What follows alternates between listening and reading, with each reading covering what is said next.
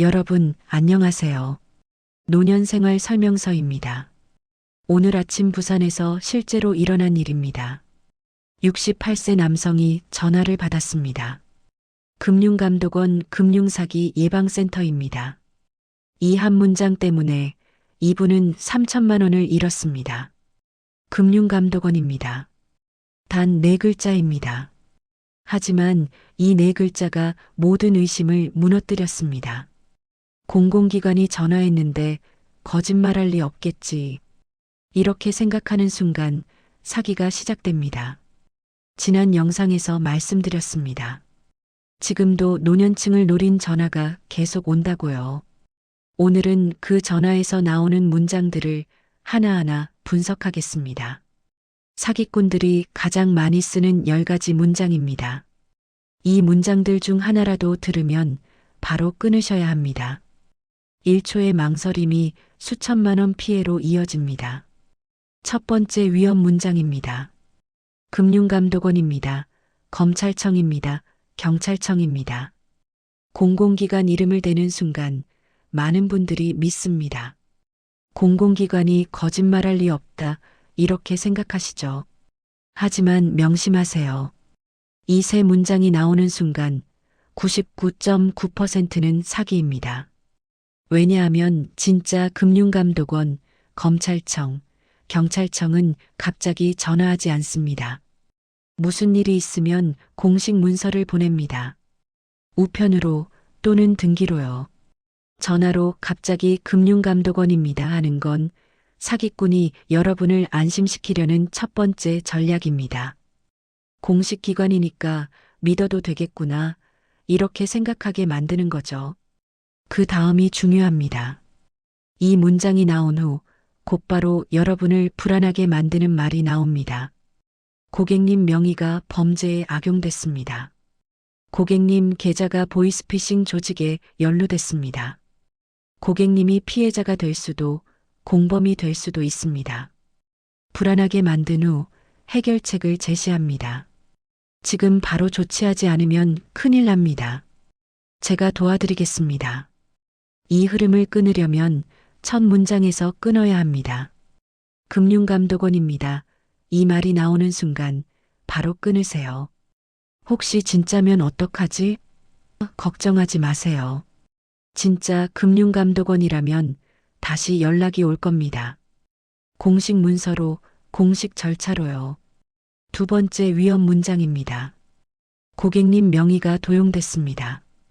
고객님 계좌가 범죄에 악용됐습니다. 이 문장을 들으면 누구나 놀랍니다. 내 명의가, 내 계좌가, 사기꾼들은 바로 이 순간을 노립니다. 놀라서 정신이 없을 때, 논리적으로 생각할 수 없을 때를 노리는 거죠. 하지만 차분하게 생각해 보세요. 만약 정말로 여러분 명의가 범죄에 악용됐다면 전화 한 통으로 해결될 일이 아닙니다. 공식 조사가 들어가야 하고 서류 작업이 필요하고 직접 기관을 방문해야 합니다.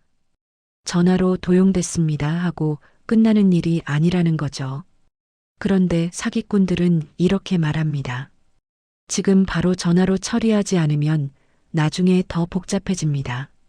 지금 제가 도와드릴 수 있습니다. 빨리 하셔야 합니다. 이건 여러분이 천천히 생각하지 못하게, 확인하지 못하게 만드는 전술입니다. 명의 도용 계좌 악용 이런 말이 나오면 바로 끊으세요. 그리고 직접 은행에 가거나 경찰서에 가서 확인하세요. 전화로 해결되는 일이 아닙니다. 세 번째 위험 문장입니다. 지금 바로 하지 않으면, 오늘 안에 처리하지 않으면 10분 안에 결정하셔야 합니다. 시간을 압박하는 문장입니다. 사기꾼들이 가장 자주 쓰는 전술이 바로 이겁니다. 시간 압박. 왜냐하면 시간이 있으면 여러분이 확인할 수 있기 때문입니다. 가족에게 물어볼 수도 있고, 인터넷으로 검색할 수도 있고, 직접 기관에 전화해서 확인할 수도 있습니다. 사기꾼들은 이걸 막아야 합니다. 그래서 지금 바로 즉시 10분 안에 이런 말로 압박하는 겁니다. 하지만 생각해 보세요. 진짜 급한 일이라면 전화보다 빠른 방법이 있을 겁니다. 금융감독원이 정말로 급하다면 직접 찾아오거나 경찰을 보내거나 공식 문서를 긴급히 보낼 겁니다. 전화 한 통으로 10분 안에 하세요. 이렇게 말할 일이 아니라는 거죠. 지금 바로 이 말이 나오면 오히려 천천히 하세요. 아니, 바로 끊으세요. 진짜 급한 일이라면 급하게 결정할수록 실수합니다. 천천히 확인하면서 해야 합니다. 사기꾼들이 급하다고 할수록 여러분은 천천히 하세요. 네 번째 위험 문장입니다. 계좌번호를 알려주세요. 비밀번호를 말씀해 주세요. 보안카드 번호를 불러주세요. 이건 가장 명확한 사기 신호입니다. 어떤 기관도, 어떤 회사도, 어떤 은행도 전화로 이런 걸 묻지 않습니다. 절대로요. 금융감독원도 안 묻습니다.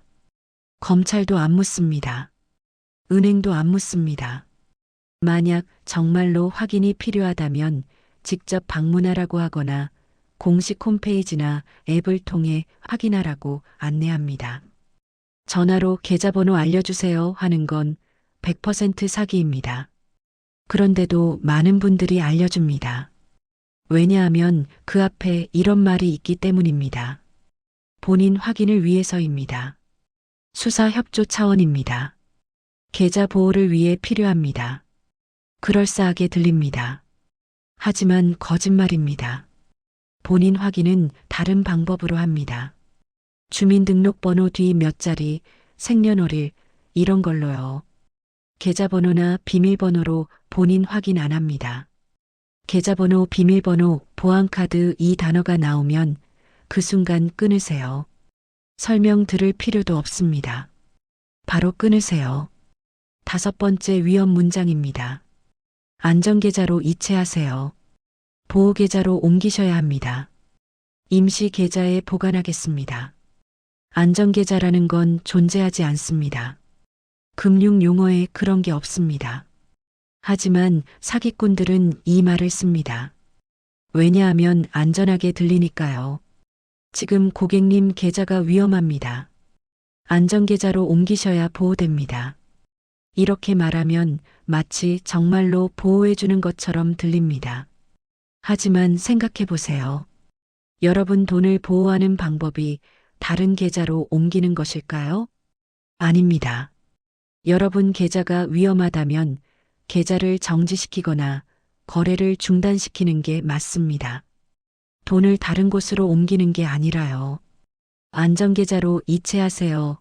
이 말은 사실 사기꾼 계좌로 돈을 보내세요라는 뜻입니다. 한번 보내면 끝입니다. 그 돈은 돌아오지 않습니다. 안전계좌, 보호계좌 이런 단어가 나오면 바로 끊으세요. 그리고 직접 은행에 가세요. 은행 직원에게 누가 안전계좌로 이체하라고 하던데요? 하고 물어보세요. 직원이 뭐라고 할까요? 그런 거 없습니다. 사기입니다. 여섯 번째 위험 문장입니다. 공범으로 조사받을 수 있습니다. 영장이 발부될 수 있습니다. 체포될 수도 있습니다. 두려움을 자극하는 문장입니다. 누구나 억울하게 누명 쓰는 걸 두려워합니다. 나는 아무 잘못도 안 했는데 왜 나를 공범이라고 하지? 이런 생각이 듭니다. 사기꾼들은 바로 이 두려움을 이용합니다. 지금 협조하지 않으시면 수사 대상이 될 수 있습니다. 영장이 나가면 체포됩니다. 억울하게 감옥 가실 수도 있습니다. 이렇게 말하면 패닉에 빠집니다. 어떻게든 막아야 해, 협조해야 해, 이렇게 생각하게 되죠. 하지만 이건 거짓말입니다. 진짜 검찰이나 경찰이라면 전화로 이런 말 안 합니다. 만약 정말로 수사가 필요하다면 공식 문서로 출석 요구를 합니다. 어느 날 어느 시간에 어디로 오세요. 이렇게 문서로 알려줍니다. 전화로 지금 당장 협조 안 하면 영장 나갑니다. 이런 말 안 합니다.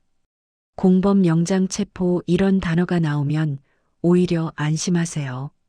이건 사기라는 확실한 증거입니다. 바로 끊으세요. 그리고 진짜 경찰서에 가서 확인하세요.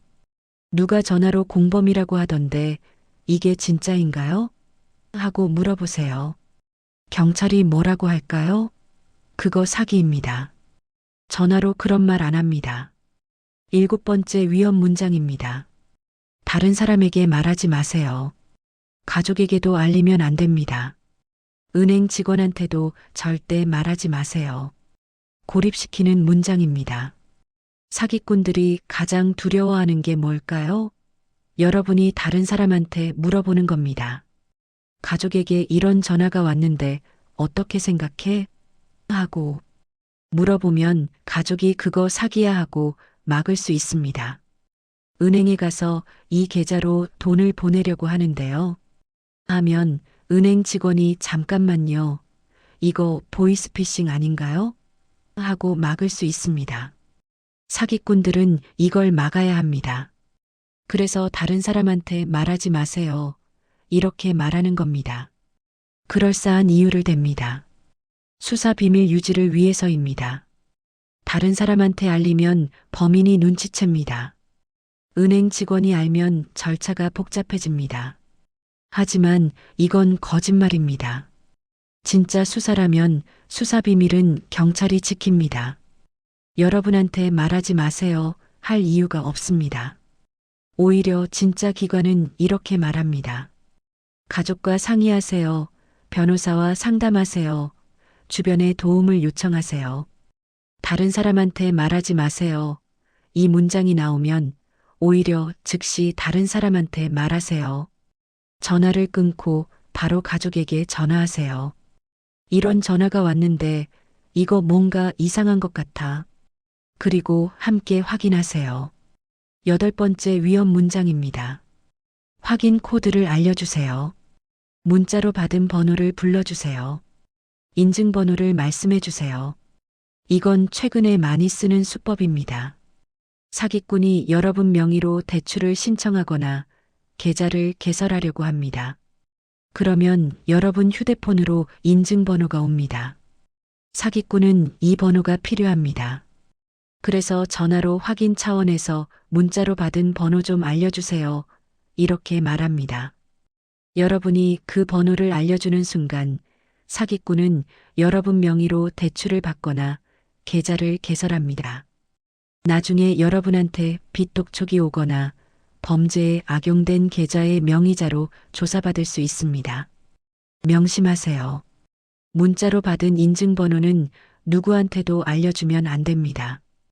은행도 카드사도 어떤 기관도 전화로 인증번호를 묻지 않습니다. 인증번호는 여러분이 직접 입력하는 겁니다. 말로 알려주는 게 아니라요. 인증번호 확인 코드 이런 말이 나오면 바로 끊으세요. 그리고 그 번호는 절대 알려주지 마세요. 9번째 위험 문장입니다. 엄마 나야. 급해. 아빠 나 지금 큰일 났어. 자녀를 사칭하는 문장입니다. 지난 영상에서 말씀드렸죠? AI 음성 복제로 자녀 목소리를 똑같이 만들 수 있다고요. 그래서 요즘은 정말로 자녀 목소리처럼 들립니다. 억양도 말투도 심지어 엄마 아빠하고 부르는 느낌까지 똑같습니다. 그러면 부모 마음이 흔들립니다. 우리 애가 힘든가 보다 도와줘야지 조건 반사적으로 이렇게 생각합니다. 사기꾼들은 바로 이 마음을 노립니다. 엄마, 친구 보증 잘못 썼는데 오늘까지 돈을 갚아야 해. 아빠 사고 났는데 합의금을 내야 해. 지금 내 통장으로는 안 돼. 이 계좌로 보내줘. 급하게 말합니다. 생각할 시간을 안 줍니다. 하지만 멈추세요. 이렇게 해보세요. 알았어. 그런데 내가 어렸을 때 기르던 강아지 이름이 뭐였지? 내가 중학교 때 가장 좋아하던 선생님이 누구였지? 아주 사소한 질문을 던지세요. 진짜 자녀라면 대답할 수 있습니다. 하지만 사기꾼은 대답 못합니다. 그러면 사기꾼은 당황합니다. 엄마, 지금 그게 중요해? 급하다니까 이렇게 화를 낼 수도 있습니다. 진짜 자녀라면 급해도 대답할 겁니다. 왜 갑자기 그걸 물어봐? 멍멍이었잖아. 이렇게요. 자녀 목소리로 급해하는 전화가 오면 일단 끊으세요. 그리고 여러분이 알고 있는 자녀 번호로 직접 전화하세요. 아까 전화했니? 물어보세요. 아니요, 안 했는데요. 할 겁니다. 10번째 위험 문장입니다. 제가 다 처리해 드릴게요. 제가 도와드리겠습니다. 걱정 마세요. 제가 해결해 드립니다. 친절하고 든든하게 들립니다. 이 사람이 날 도와주는구나 하는 느낌이 듭니다. 하지만 여기에 함정이 있습니다. 사기꾼들은 여러분을 의존하게 만들려고 합니다. 이 사람 없으면 문제가 해결 안 되겠구나. 이렇게 생각하게 만드는 거죠. 그러면 사기꾼이 시키는 대로 하게 됩니다. 이 사람이 도와주겠다는데 내가 해야지 이렇게 생각하면서요. 하지만 명심하세요. 진짜 도움은 여러분에게 선택권을 줍니다. 이렇게 하실 수도 있고 저렇게 하실 수도 있습니다. 천천히 생각해 보세요. 가족과 상의하세요. 진짜 도움은 여러분이 스스로 결정하도록 돕습니다.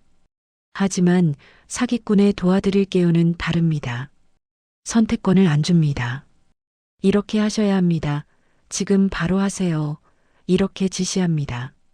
제가 도와드릴게요. 이 말 뒤에 지금 바로 이렇게 하세요. 이런 말이 나오면 끊으세요. 진짜 도움이 필요하면 여러분이 아는 사람에게 부탁하세요. 가족, 친구, 이웃에게요. 전화로 갑자기 나타난 도와주겠다는 사람은 믿지 마세요. 지금까지 10가지 위험 문장을 살펴봤습니다. 그런데 이쯤 되면 이런 생각이 드실 겁니다. 이론적으로는 알겠는데 실제 상황에서 끊을 수 있을까? 상대방이 계속 말하는데 어떻게 끊지? 무례하게 보이면 어떡하지? 맞습니다. 끊기가 쉽지 않습니다. 특히 상대방이 계속 말하고 압박하고 급하다고 하면 더 어렵습니다. 그래서 끊는 기술이 필요합니다. 첫 번째 방법입니다. 짧게 말하고 끊으세요. 확인하고 다시 연락드리겠습니다. 이 한 문장만 하고 끊으면 됩니다. 설명할 필요 없습니다. 이유를 댈 필요도 없습니다. 상대방이 잠깐만요, 지금 바로 하면서 막으려고 할 겁니다. 하지만 듣지 마세요. 확인하고 연락드리겠습니다. 다시 말하고 끊으세요. 두 번째 방법입니다. 가족을 핑계로 대세요. 자녀한테 물어보고 다시 연락드리겠습니다. 남편이랑 상의하고 다시 전화드릴게요. 이렇게 말하면 사기꾼들은 보통 포기합니다. 왜냐하면 가족이 개입하면 사기가 들통날 확률이 높으니까요. 세 번째 방법입니다. 기관에 직접 확인하겠다고 하세요. 금융감독원에 직접 전화해서 확인하겠습니다. 은행에 가서 직접 물어보겠습니다. 이렇게 말하세요. 사기꾼은 이걸 막으려고 할 겁니다. 그러시면 안 됩니다. 지금 바로 하셔야 합니다. 이렇게 말하겠죠. 하지만 흔들리지 마세요. 아니요, 직접 확인하겠습니다. 다시 말하고 끊으세요. 네 번째 방법입니다. 그냥 끊으세요. 무례하게 보여도 괜찮습니다. 여러분 돈이 더 중요합니다. 사기꾼한테 예의 지킬 필요 없습니다. 그냥 끊으세요. 죄책감 느낄 필요도 없습니다. 여러분이 끄는 게 아니라 사기꾼이 사기치려다가 실패한 겁니다. 중요한 걸 하나 더 말씀드리겠습니다. 왜 이런 문장들이 효과가 있을까요? 지난 영상에서 말씀드렸죠? 외로움, 불안, 두려움 때문이라고요. 혼자 있을 때 누군가 전화해서 도와드리겠습니다 하면 반갑습니다. 불안할 때 고객님 계좌가 위험합니다 하면 더 불안해집니다. 두려울 때 공범이 될 수 있습니다 하면 패닉에 빠집니다. 이전에 이야기했던 것들 기억하십니까? 집을 줄일 때 혼자 결정하려다가 놓친 것들이 있었습니다. 연금을 일시금으로 받을 때 불안을 제대로 평가하지 못했습니다. 친구에게 돈을 빌려줄 때 거절하면 관계가 끊어질까봐 두려웠습니다. 똑같습니다. 혼자 결정하려 할 때, 불안할 때, 두려울 때 우리의 판단력은 흐려집니다. 사기꾼들은 바로 이 지점을 정확히 압니다. 그래서 여러분을 고립시키고 불안하게 만들고 두렵게 만들고 급하게 결정하도록 압박하는 겁니다. 이걸 막으려면 혼자 결정하지 마세요. 전화를 끊고 가족에게 이야기하세요. 천천히 확인하세요. 두려워하지 마세요. 여러분은 잘못한 게 없습니다. 오늘 이야기를 정리하겠습니다. 사기꾼들이 가장 많이 쓰는 10가지 문장을 배웠습니다. 금융감독원입니다. 검찰청입니다. 고객님 명의가 도용됐습니다. 지금 바로 하지 않으면 계좌번호를 알려주세요. 안전계좌로 이체하세요. 공범으로 조사받을 수 있습니다. 다른 사람에게 말하지 마세요. 확인 코드를 알려주세요. 엄마, 나야 급해. 제가 다 처리해 드릴게요. 이 문장들 중 하나라도 들으면 바로 끊으세요. 확인하고 다시 연락드리겠습니다. 이 한 문장만 하고 끊으면 됩니다. 그리고 직접 확인하세요. 가족과 상의하세요. 혼자 결정하지 마세요. 다음 영상에서는 전화뿐 아니라 문자, 대면 상황에서도 사기꾼들이 공통으로 쓰는 문장 패턴을 종합적으로 정리해 드리겠습니다. 이 시리즈의 마지막 영상입니다. 전화, 문자, 방문, 모든 상황에서 나오는 위험 신호들을 총정리하겠습니다.